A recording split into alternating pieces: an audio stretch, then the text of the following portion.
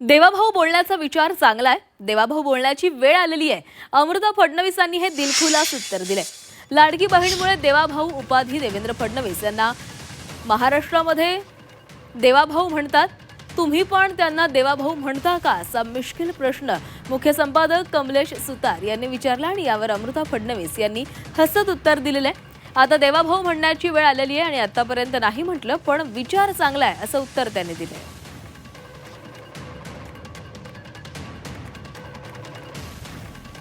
देवेंद्रजींना देवेंद्रजी म्हणताना बघितलं आहेत, मुख्यमंत्री किंवा बिग बॉस वगैरे म्हणतात. अलीकडे त्यांना एका नवीन नावाने हाक मारली जाते, देवाभाऊ.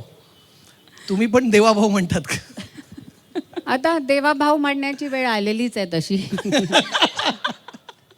तर अजून चालू नाही केलं, पण विचार चांगला आहे.